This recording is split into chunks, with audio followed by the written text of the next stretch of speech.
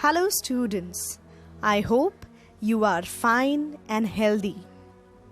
Today we are going to go through this geography topic, India, size and location. In this topic we are going to study about the latitudinal and longitudinal effect and extent.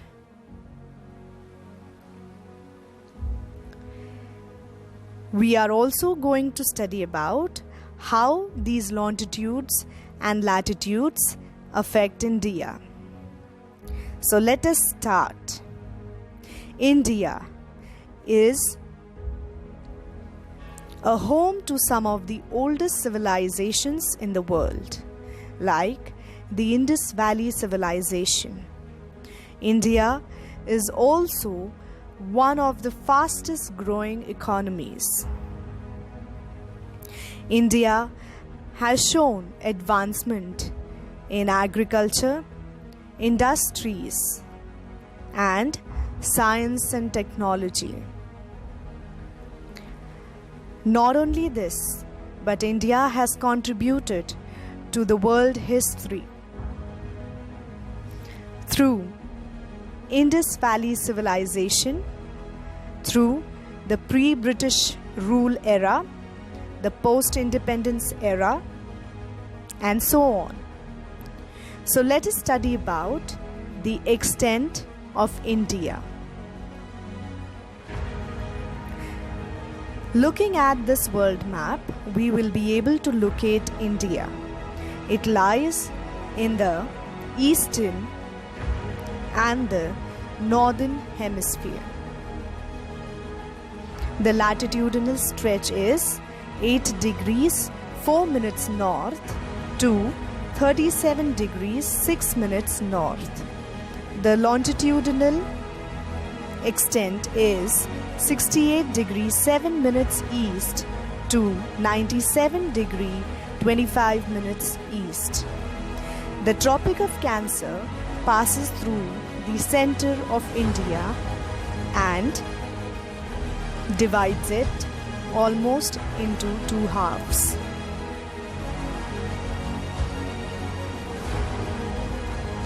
Do you know that the places near the Tropic of Cancer also receives vertical sun rays once in a year? Now, India has two island groups, Andaman and Nicobar Islands and Lakshadweep Islands.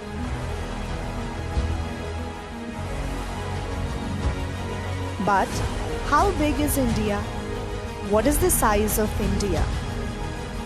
The size or the area of India is 3.28 million square kilometers. It contributes to almost 2.4% of the total area of the rest of the world. India ranks 7th in terms of size. Now let's see the natural features bordering India. The mountain ranges or the Youngfold Mountains or the Northern Mountains stretch from the northwest to the northeast of India. And the total land boundary of India is 15,200 kilometers. Now, the water bodies. India is surrounded by 3 water bodies: Bay of Bengal, Arabian Sea, and the Indian Ocean.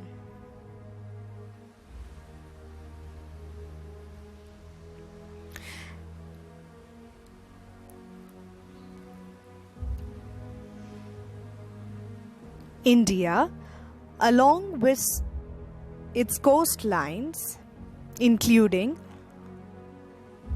Andaman Nicobar Islands and Lakshadweep Islands, have 7,000 516 kilometers long coastline.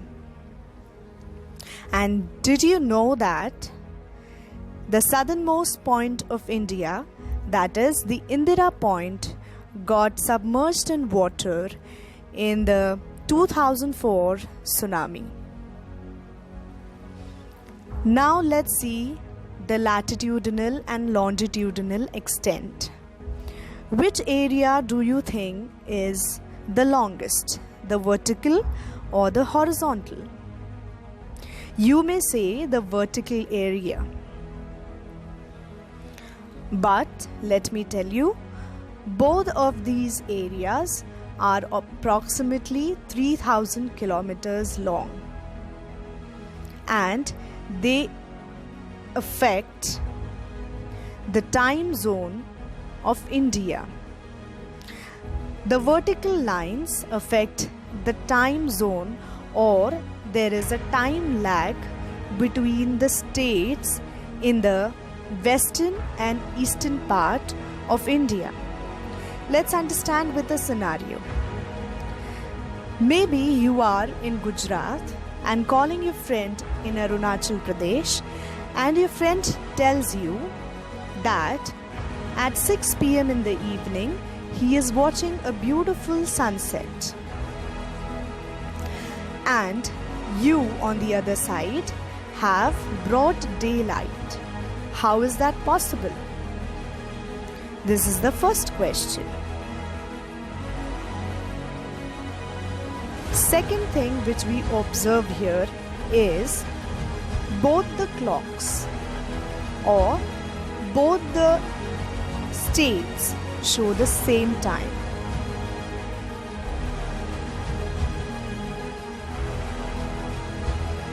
This happens because of the longitudinal extent. As we studied earlier, the longitudinal extent is approximately 3000 kilometers, which is really long. That is why these time lags can be seen. Let's see how. These longitudes, that is 68 degrees 7 minutes east to 97 degree 25 minutes east, affect the time lag between the two states. Now look at this map. Maybe you will have to zoom a little to see the western side, that is Gujarat, with the longitude 68 degrees 7 minutes east, and Arunachal Pradesh to the extreme west, to the extreme east with 97 degrees 25 minutes east. Now, can you understand the difference between these two longitudes? I have calculated for you over here. If we calculate, we will see that between these two longitudes, we will find the difference of approximately 30 degrees.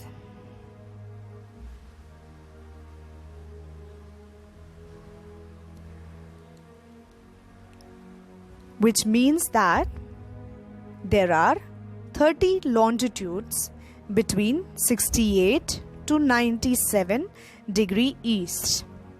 Now, 1 degree is equivalent to 4 minutes time distance.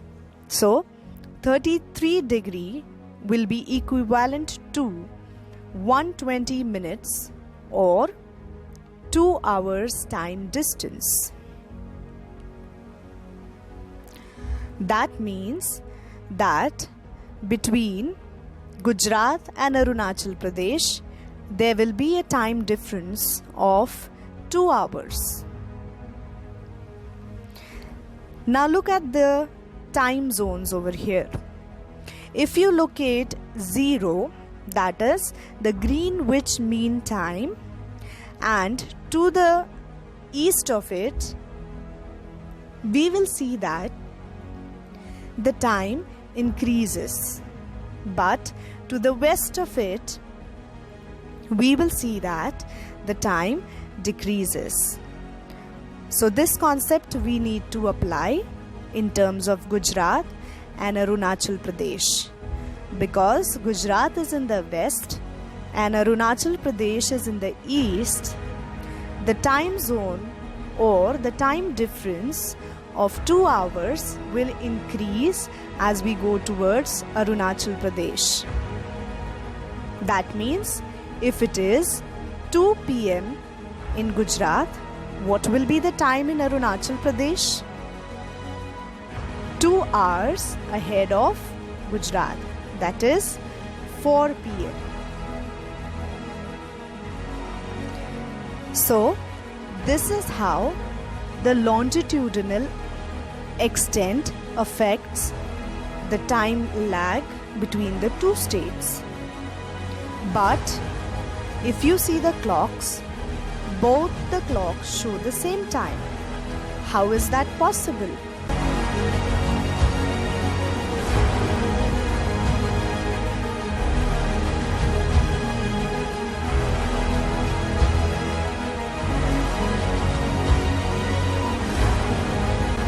Any guesses? Let me tell you how. It is because India as a country, to avoid any such time lag confusions, have taken this longitude, which is at 82 degrees 30 minutes east, as the standard meridian, as the Indian Standard Time. This line passes through Mirzapur in Uttar Pradesh and it lies exactly at the center of India. So, instead of considering the local times of Gujarat and Arunachal Pradesh, they consider the standard meridian time of India, that is the Indian Standard Time, the IST. Therefore, both the clocks show the same time.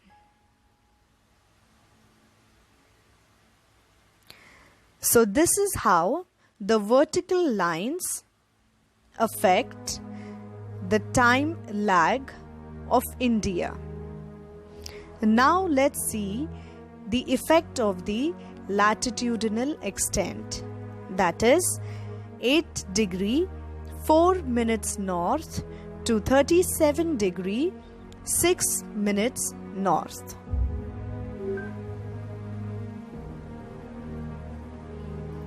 Now look at this map. If you see at 8 degree north latitude, you will see Kanyakumari, and at the 37 degree 6 minutes north latitude, you will find Kashmir. Now, how do these horizontal lines or sleeping lines affect these two places? Let me tell you how. At Kanyakumari, you will see that the duration between the day and the night is very less. That means in a day, the day and the night are almost of equal duration. This is because Kanyakumari is very near to the equator. What is the degree of equator? 0 degree. And Kanyakumari lies at 8 degree. That means it is just 8 degrees far from the equator. And Therefore, it receives direct sun rays. As we have studied in the heat zones, the torrid zone or the tropical zone receives direct sun rays, because of which this place has equal days and equal nights all throughout the year. But as we go higher, to the higher latitudes near Kashmir, we will see that there is a difference between day and night. In winters, the days are smaller than the nights, and in summers, the days are longer than the nights here. Because Kashmir is far from the equator, it is almost in the temperate zone and it does not get direct sunlight, but the sun rays get slanted here. And therefore, there is a difference between day and night.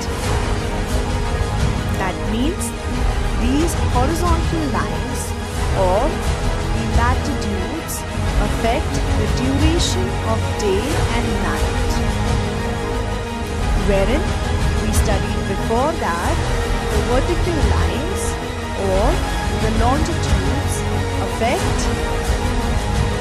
the time, the local times.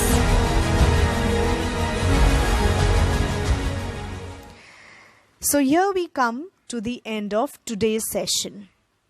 We are going to meet very soon with the strategic location of India, wherein we will study about how of India strategically affects the trade routes between East Asia and West Asia. We are going to study about the Suez Canal and how has it helped us in the trade routes and so on. But till then, you all practice the latitudinal and longitudinal effect on the outline map of India. Till then, see you. Goodbye.